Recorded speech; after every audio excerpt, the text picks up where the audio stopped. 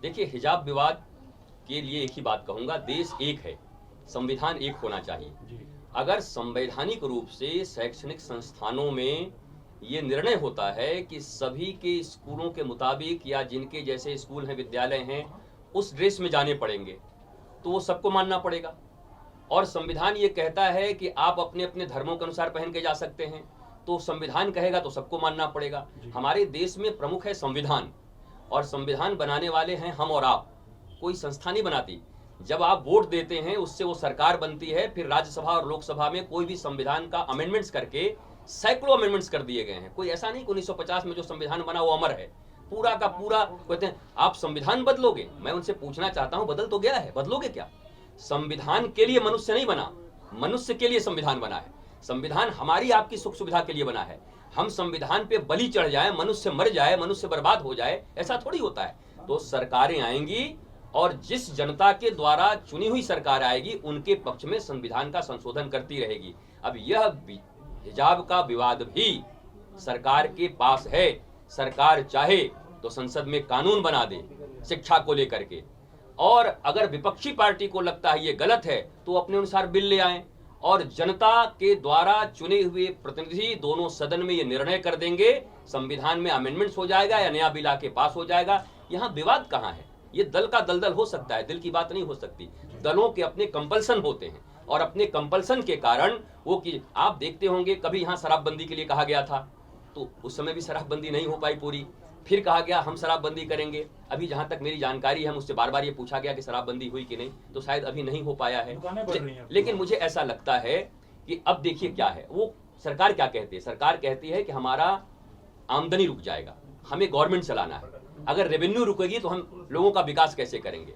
अब मानवीय संवेदना के अनुसार जरूर सरकार को यह सोचना चाहिए कि एक शराब पीने से हजारों लाखों घर बर्बाद होते हैं, लोग मरीज बनते हैं, हजारों पति पत्नी और बच्चों के जीवन खराब हो जाते हैं। तो ऐसे विकास की क्या जरूरत कि हम उससे पैसे कमाएं और वो पैसे फिर उनके विकास में लगा दें, फिर उनको 2000 रुपए अनुदान दे दें कि देखिए मैं गरीबों को 2000 अनुदान देता हूं। 2000 का तो एक दिन में शराब पी जाते हैं कई लोग।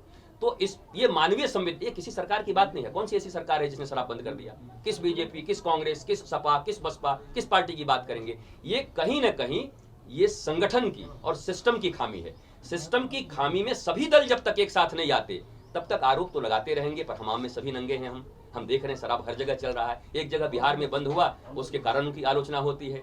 जहां बंद करते हैं उसकी आलोचना होती है, जहां चलाते हैं उसकी आलोचना होती है। ये मानवीय संवेदनाओं के आधार पर आप पत्रकार जो लोकतंत्र के चौथे स्तंभ हैं, मुझे एक संत कहा जाता है, एक साधु कहा जाता, फिर भी मैं भारत का पहले नागरिक हूं, उसके बाद साधु हूं। तो एक नागरिक के रूप में मैंने भी अपना मत किसी गवर्नमेंट को दिया है 5 साल पहले, फिर दूंगा। हम सब मिलकर प्रयास करें, अगर शराब जहर है तो उसके खिलाफ वोटिंग करें। जो भी सरकार आएगी उसकी प्राथमिकता होगी, कंपल्सन होगा कि शराब उसे हटाना होगा। हिजाब विवाद में भी यही मामला है। हिजाब विवाद कोई विवाद नहीं है, ये तो दलों की फिर लड़ाई है। मैं कहता हूं आप एक संविधान बनाइए एक देश के लिए, अलग अलग संविधान एक ही देश में चलेंगे तो ये भी रसिया हो जाएगा अलग अलग भाग में। जैसे यूएसएसआर कितना मजबूत था गोरबाचोव से पहले, उसके बाद क्या हुआ? विघटन हो गया, छोटे छोटे राज्य बन गए, रूस भी अकेला हो गया, ये भारत भी गणराज्य है।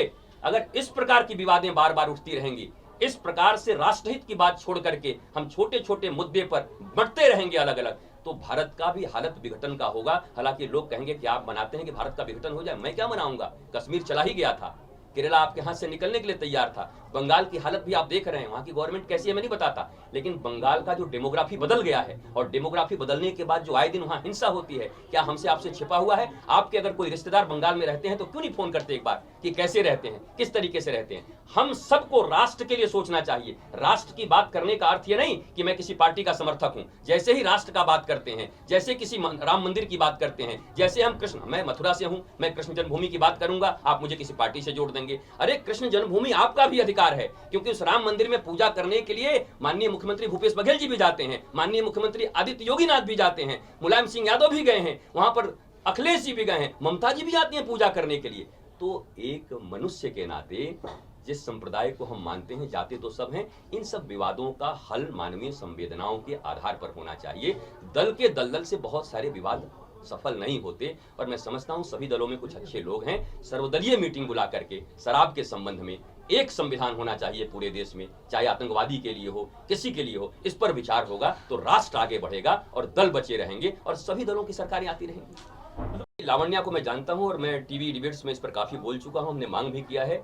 मेरा आपसे ये कहना है कि आपके बहन के ऊपर अगर ऐसी अत्याचार होती, आप किसी स्कूल में भेजते और उसको धर्म परिवर्तन के लिए उकसा के उसको आत्महत्या पे मजबूर कर दिया जाता, तो आपका जो स्टैंड होता वही मेरा स्टैंड है।